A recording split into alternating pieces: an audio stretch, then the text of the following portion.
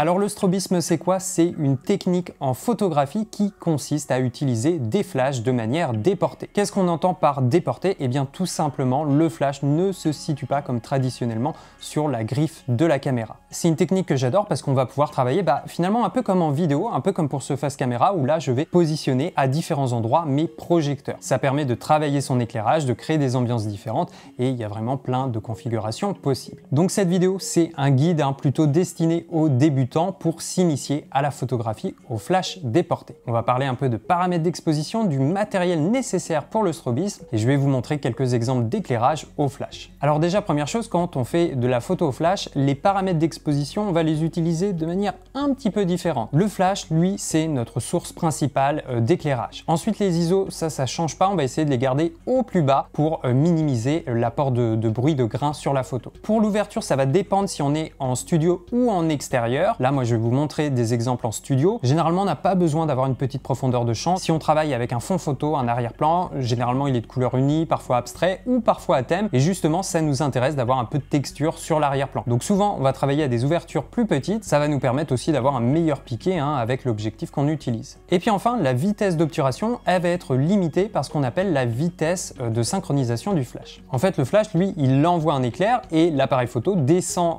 son rideau pour dévoiler le capteur. L'objectif, c'est que le capteur soit totalement touché par l'éclair. Mais au-delà d'une certaine vitesse, eh bien, le flash n'arrive plus à synchroniser son éclair avec la vitesse du rideau. Et c'est là où on peut obtenir des bandes noires parce que l'éclair aura touché une partie du capteur avant que celui-ci soit totalement dévoilé. Généralement, cette vitesse maximale, elle est d'un 200e de seconde. Pour certains boîtiers, c'est 1/250. Par exemple, avec la 7 IV, ça va être 1/250. Alors après, il y a des solutions. Il y a le mode HSS. C'est un mode de synchronisation à haute vitesse. Ça va envoyer plusieurs éclairs. On va pouvoir augmenter la vitesse du boîtier, mais la conséquence, c'est qu'on va perdre au niveau de la puissance du flash. Là, nous, on s'en préoccupe pas. On est sur le mode normal. Donc, moi, ma vitesse sera limitée à 1/250. Donc ça, c'est la base. Maintenant, les paramètres d'exposition du boîtier, quand on fait de la photographie au flash, ils servent à régler finalement le niveau d'ambiance. En fait, il y a deux possibilités. Soit on veut garder l'éclairage naturel de la scène, et dans ce cas-là, on va pas trop agir sur les paramètres d'exposition. On va exposer normalement notre image et on va utiliser le flash en tant que source secondaire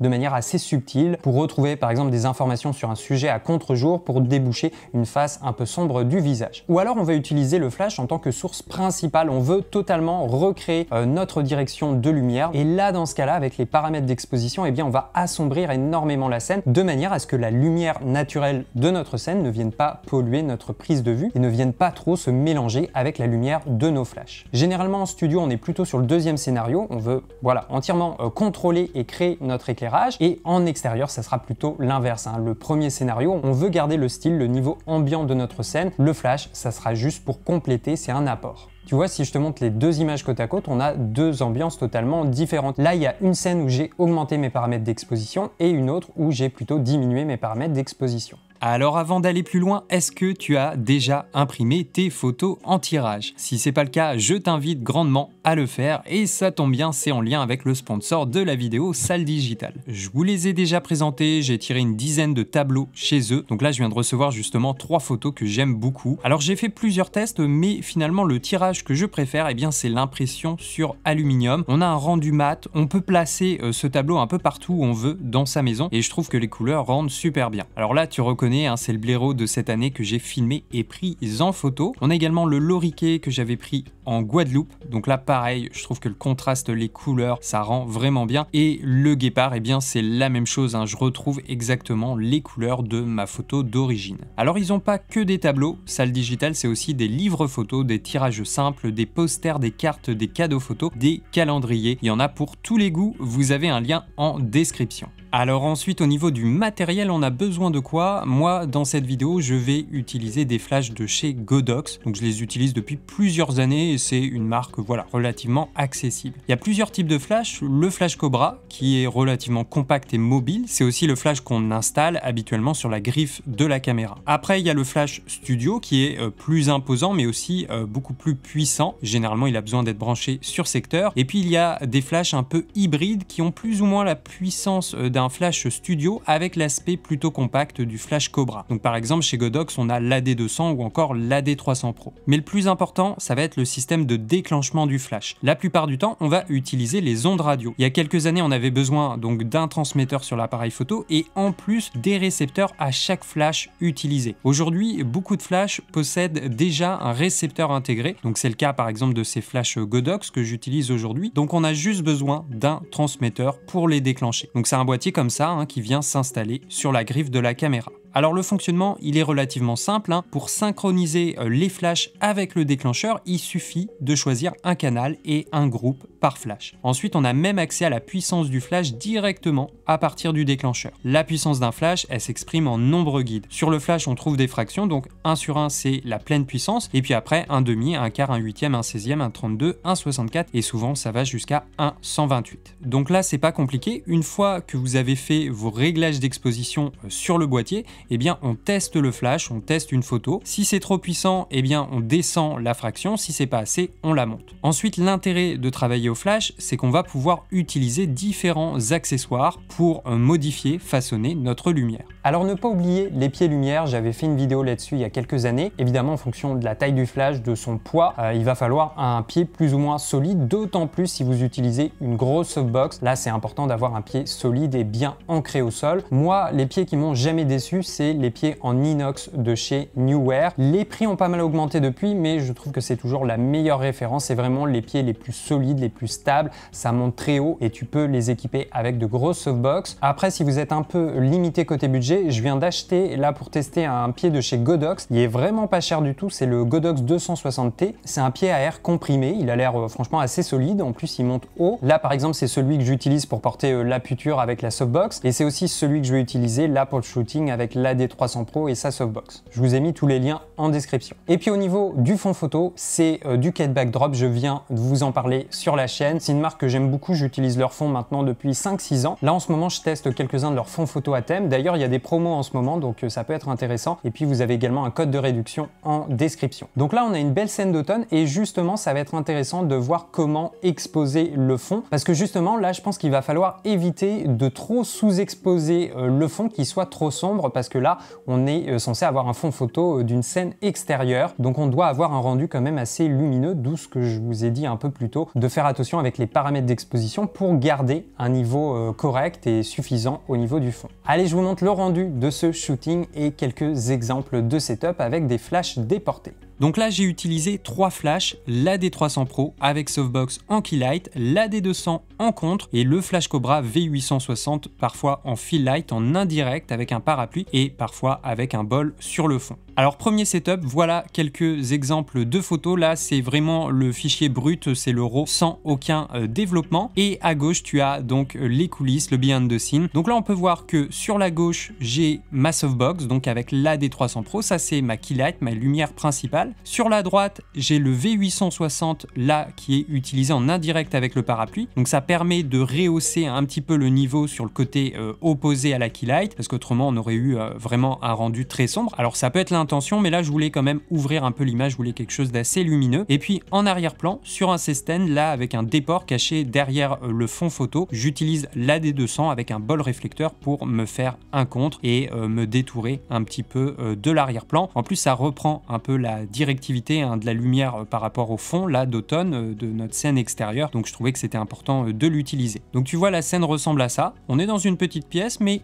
c'est suffisant, ça fonctionne pour cette scène. Je crois que là je suis au 50 mm, donc le parapluie avec le V860, l'AD300 Pro avec la softbox et l'AD200 en contre derrière. Donc là on a un setup relativement simple, c'est de l'éclairage un peu 3 points traditionnel. Alors si vous n'avez pas 3 flashs, c'est pas grave, si vous en avez 2, le plus important je dirais que c'est la keylight et puis d'essayer de mettre un contre, généralement c'est pas mal. Alors encore un autre exemple, là on n'est plus sur le fichier brut, j'ai fait une retouche sur Lightroom et Photoshop, donc voilà le rendu, je trouve que c'est pas mal. Au niveau là du setup, c'est toujours le même, je crois juste j'ai rajouté le grid sur la softbox pour isoler un petit peu plus la keylight, mais autrement on a toujours le rappel, voilà, avec le V860, il est assez subtil, mais c'est juste pour quand même avoir des informations sur le côté opposé à la keylight, et puis on a toujours le contre pour souligner un petit peu la direction de la lumière, et je trouve crédibiliser la scène avec l'arrière-plan.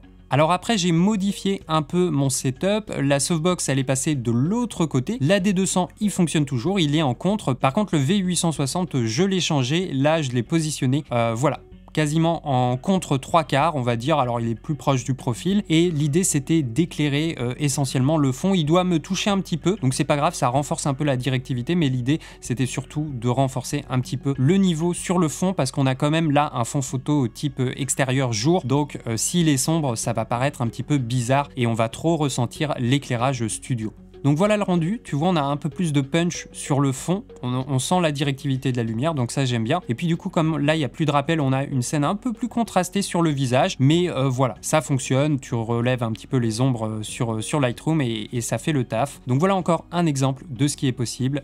Voilà, donc là j'ai utilisé 3 flashs. Et puis après j'ai fait une config assez similaire, j'ai juste changé de tenue et en fait j'ai déplacé un petit peu le positionnement de la softbox de ma Keylight. Là elle est presque en 3/4 contre. Et ça c'est très intéressant parce que là on va aller chercher encore un autre type de contraste beaucoup plus marqué et en fait en fonction de l'orientation du sujet, du positionnement de son visage, eh bien on va avoir un rendu différent au niveau justement des transitions de la lumière et des ombres. Alors généralement moi j'essaye de viser un peu le Rembrandt, tu sais c'est ce petit triangle de lumière sous l'œil de la face sombre, celle qui est opposée à la Keylight, et généralement on a un beau contraste. Donc tu vois j'ai fait un peu les deux côtés, une fois j'avais la softbox à droite et puis une fois à gauche. Donc voilà pour cet exemple d'utilisation, donc là avec 3 flashs évidemment, c'est un exemple parmi tant d'autres, il y en a énormément et d'ailleurs on pourra les voir sur la chaîne parce qu'il y a énormément de possibilités en fonction des placements, des orientations et même des accessoires que tu utilises. Voilà, ça va impacter la lumière et donc on va avoir des résultats assez différents. Voilà pour cette vidéo concernant les bases de la photographie au flash déporté. Alors là c'est vraiment un guide très simple pour débuter. On n'a pas parlé par exemple de la photographie en extérieur parce que oui on peut faire de la photographie au flash déporté